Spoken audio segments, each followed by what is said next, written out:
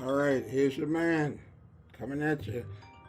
As soon as I get on the phone, as soon as I get trying to do something, all hell breaks loose. So, phones ringing, everything like that. So, it's your man, Sir-Earl, aka Underdogs on Top, coming at you. Another great podcast.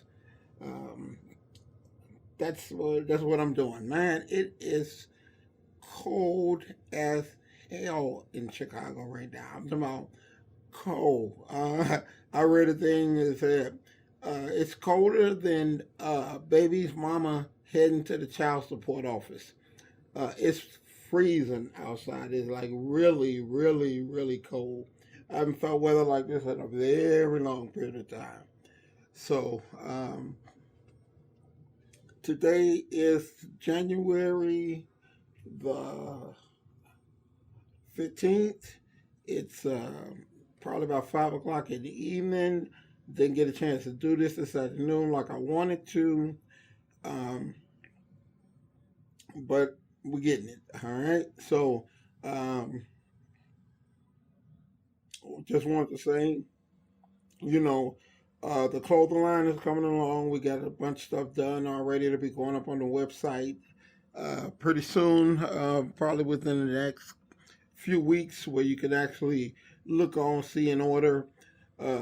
So we've been getting a lot of stuff in. We've just been kind of putting it out on display at the club so clients will have first crack at it before we really start moving it online and stuff like that. So stay tuned. It's coming. It's really, really nice. We get a lot of good compliments from it. Like I said, it'll be our line called Underdogs on Top. We definitely ask more people to recommend us, listen to the website. Listen to the podcast. It'll be really, really good. Um, so that's what we're trying to do is just really push this podcast to be one of the most popular things that is. Okay. We have decided Chia is going to do a show. I think she's doing the Chicago Pro in July. We're not 100% sure yet. Well, because she hasn't told me. I'll be making a comeback to the stage for my last show before I retire. Not really sure when. Might be at the Illinois State in May. Um, but the training and everything is going really, really good. I'm sitting around 260, which is really good. And she is looking great. So we're just going through our normal, trying to stay motivated and pushing harder every time than the day before. So anyway, what I wanted to talk about on this podcast was the lack of discipline and motivation among uh, generation today is astounding to me in the sense that they're if you listen to any commercial, they're constantly pushing education, go back to school, get a degree online, do this and do that. Um, and it amazes me because most people that are going and studying education and getting higher degrees, most of them can't even find a job. And the generation it's so lazy. They have fooled this generation to believe a degree is all you need and life is going to be uh, rosy after that. And that's just not the way it goes. You still have to get a job. You still have to work your ass off.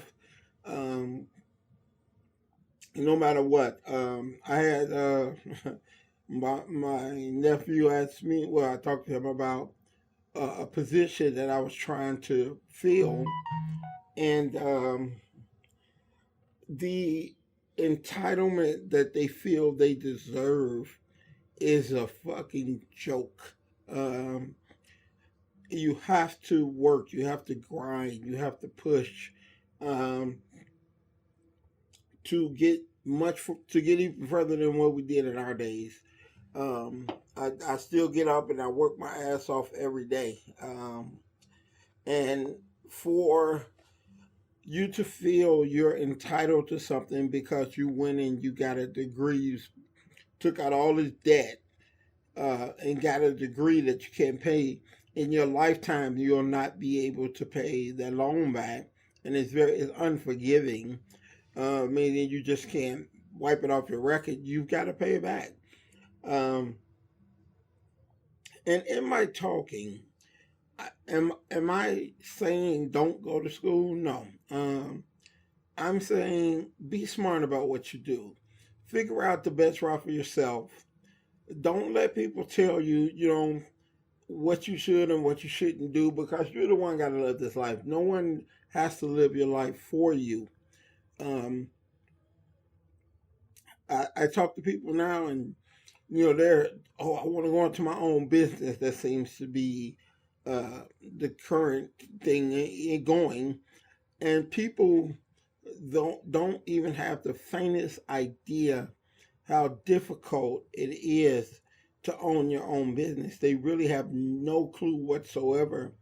And you talk to them now, they're even less clueless. They're more clueless than at any time. At least, back when I was coming up, you took advice. You listened to people. Utilize the resources around you. Nowadays, I find I do a lot of interviewing with a lot of people. Nowadays, in this field, especially as a personal trainer, you feel once you get certified, your life is set. Um, and I talk to people a lot. Like I said, I do a lot of interviews with people, because we were looking to hire some people, and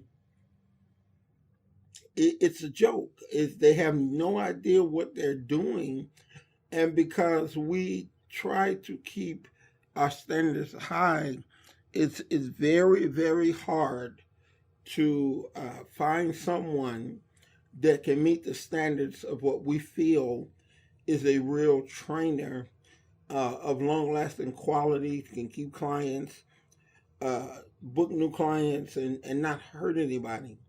And right now, that's like trying to find a needle in a haystack. Um, they so arrogant and so stuck on themselves. They feel, oh well, you did that back in your days. Man, I've been in business 30 fucking years. Okay, trust me, you ain't bringing nothing to me that I ain't already heard before. If someone that had been in business 30 years sat down in front of me, I'm listening to every damn word that they say. Um, because you have a wealth of knowledge that can't be acquired uh, by sitting down taking a fucking test like people think it can. It cannot be. Um, Most people that have been in business as long as I have, they forgot more than you'll ever know. Um, so, my advice to this younger generation: shut your fucking mouth and open your ears and learn something. Quit believing school is the cure all for everything. It's really not.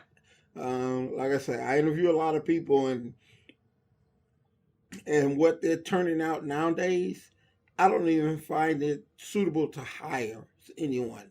We had a couple of people, and we've heard everything from, well, it's more difficult to get clients if you're in a private studio. Okay, then how have we been training clients for 30 fucking years? Why do we keep signing up 10, 15 people a week? Well, how is that? And there's, oh well, I feel like I can do better if I go to an open gym where there's more people. No, you can't, because they have other options, and you're not going to be it.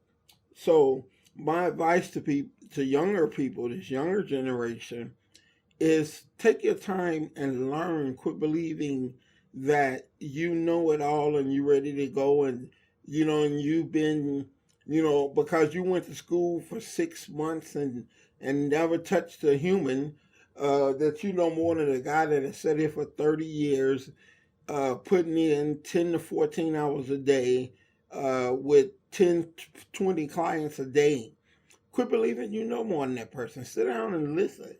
And we've been offering or searching for personal trainers for a very long time, but just the attitude, like we'll get a trainer, he'll have a big gut. He don't even eat right. How can you train clients if you yourself don't follow what you say? The first rule of thumb is you have to look the part. I can't, I can't say I'm a used car salesman, but I'm on the bus because of my car got repoed because I didn't vent. You have to practice what you preach. When you talk to people about working out, but you look like shit, it's not gonna work. They will immediately not sign up with you. So, we had a guy in here, he knew nothing about nutrition. He knew nothing about eating right and was not willing to even do it. Why? Because you're a human being that got a piece of paper that, saying to yourself, I must be a trainer because they gave me a piece of paper saying I'm a trainer, which means absolutely positively nothing. Um, Me and my wife, GA, as trainers, we live the life. We practice what we preach. You're not gonna catch us out of shape, looking like shit. I mean, we live a life. We eat normal foods. We have our fun, things like that. But you are supposed to be a higher example for your people, for your clients that wants to get in shape. If you're in worse shape than them, what are you doing? What are you telling them? Um, it's just things have changed. They changed a lot. But the best thing that people that this younger generation could do is shut your mouth and open your ears. Get around and try to learn from somebody that has been doing this for a long time. That way you can pick up what it takes to survive. I've not had a job, a real job, in over 30 years. It's a reason for that. That don't happen too often to where you learn to make a living and help other people make a living off a dream that you had that inspires you to the point where you've grown so much uh, you can now employ other people. Um, that's some knowledge that you should be getting, not sitting there thinking you know every damn thing. You don't. You know nothing actually. Um, so learn. Listen. Stop thinking you know everything and learn. Start having discipline. Stop thinking that owning your own business is a cure-all to the headache. It's not. It's most people that think they want to own their own business have no idea how difficult owning your own business is. They have no idea. You can learn if you shut your mouth and listen and be around someone that has owned a place for over 25 years. It don't change. The secrets don't all of a sudden change. It is what it is. And the basics of running a business and maintaining your life in this field is very teachable, especially from somebody that's been through it. I've talked with people who you spent 6 months in school and you think you know more than I do. You didn't go to school, you did online. Um, Stop it. It's impossible. There's no way you could ever learn as much as I learned and know and be a success in business. Uh, this generation is really it's a great generation because it grew up on technology, but um, they're silly to stupid to the point that it's not cure all. School is not cure all.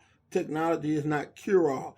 Getting the newest app is not a cure all. You have to learn what it takes to be successful. Okay, you just cannot open up a business because it sounds good that you got a business and you the boss. The boss is the last person to ever get paid. I mean, I have people walking out of here with money, my money, that I don't even have any. I can't even go buy a damn cheeseburger, um, because you have to sacrifice and pay everybody else first. I have cleaning people that walk out of my place on a Friday with a check that I can't even have one. So it's a huge sacrifice. All right. So let's start being a little bit smarter about this. I mean, I can offer all advice in the world and teach you how to get where you're trying to go, but you just can't be fucking arrogant about it. Humble yourself. That's one of the things. You have to humble yourself. Um, so until next week, your man Sir-Earl checking out of here, telling you to be humble, be disciplined, and put in the work. All right? Peace.